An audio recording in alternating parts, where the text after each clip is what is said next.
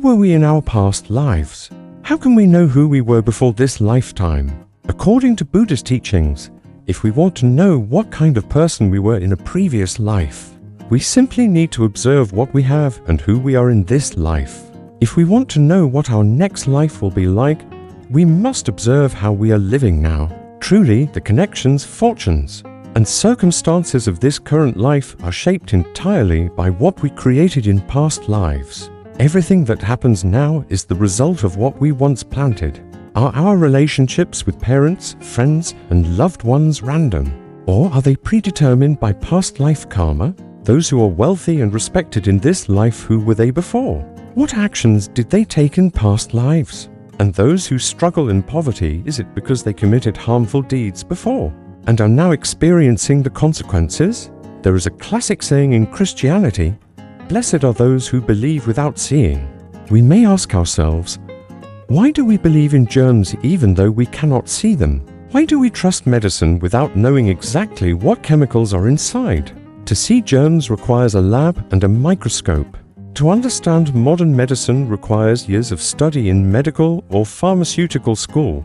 Likewise, if one wants to witness past or future lives, one must train through meditation and spiritual cultivation to attain abilities, such as the heavenly eye or past life recollection.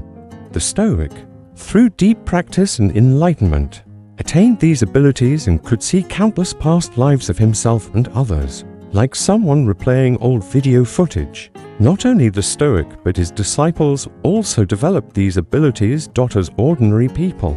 Our vision is clouded by ignorance and emotion, so we cannot see past or future lives. Yet we still trust what enlightened beings teach, just as we trust doctors about germs. We cannot see yesterday, yet we believe it existed because of memory.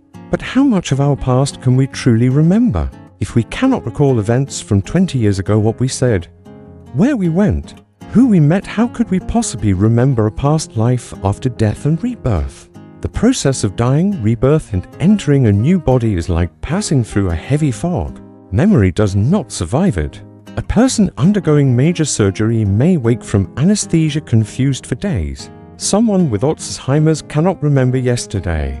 These people cannot recall even the recent past. How could anyone remember a past life? Under normal circumstances, modern technology allows photos and videos to capture images from 10 years ago. Even if we do not remember them, they exist on tape. Likewise, everything we have ever done is stored in our consciousness. Buddhist psychology calls this storehouse, a Alaya consciousness, a deep reservoir that contains every impression across lifetimes. Those who can enter this depth through meditation can witness their past lives. Some modern methods, such as hypnosis, can help people access fragments of previous lives, though usually only one or two. Tibetans accept reincarnation easily because high lamas often remember who they were, where they lived, and even recognize old disciples after rebirth. Humans cannot see past lives simply because our consciousness is undeveloped. Science says we use only 10% of our brain. The other 90% remains dormant. A truly intelligent person should remain open-minded, willing to learn, rather than stubbornly believing only what can be seen or touched. What is a kip, a lifetime? The word comes from ancient India, referring to vast periods of time. Buddhist texts divide time into multiple categories: small kalpas, medium kalpas, and great kalpas, endless cycles of formation, existence, destruction, and emptiness. Human life is short compared to these cosmic cycles. Nothing lasts forever. Destruction and renewal are natural processes. To understand our past lives, we can examine patterns.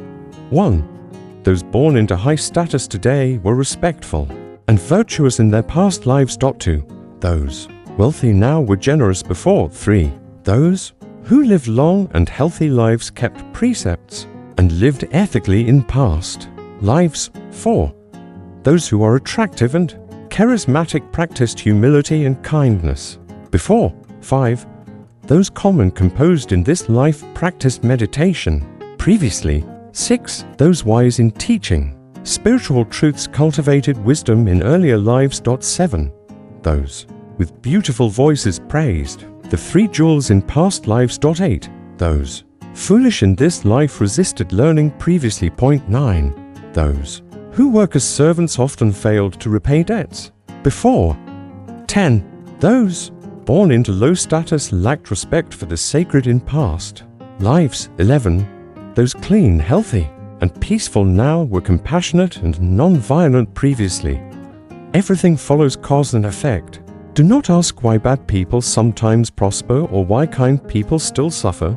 Ordinary perception cannot see past life causes. Only those with deep meditative insight can witness previous and future lives. Most people fall into two extremes: eternalism, believing the soul lives forever in heaven or hell; nihilism, believing nothing exists after death. Both are rigid views. Like an upside-down cup no water can enter. Here are two famous stories about reincarnation. 1. Napoleon and Hitler. Many historical parallels suggest Hitler was the reincarnation of Napoleon. Their life events, military campaigns, victories, and failures align with astonishing 129-year intervals. Both rose to power, conquered Vienna, invaded Russia, and were defeated at nearly the same ages. 2. The WWII pilot reborn as a boy, a young American boy. James repeatedly screamed in nightmares about a burning airplane. As he grew older, he recalled details of a WWII pilot named James Huston, whose plane was shot down near Iwo Jima. Remarkably, every detail the boy described matched documented history, including the ship not Bay, and a fellow pilot named Jack Larson. Too many. James seemed to be the reincarnation of the pilot. Human life does not end with death. The physical body disappears, but consciousness continues in the cycle of rebirth, entering one of 6 realms according to one's actions. Understanding this, we should value the rare opportunity of human life instead of wasting it. The journey through countless lifetimes is long and uncertain, and obtaining a human life is precious beyond measure. Thank you for listening to today's topic. May you receive positive energy and live a peaceful life. Closing paragraph. Stoicism Philosophy Daily. This reflection aligns with the mission of Stoicism Philosophy Daily, guiding you to understand life through wisdom, cause and effect, inner clarity, and emotional strength. We hope these insights help you grow, heal, and live with greater peace and purpose.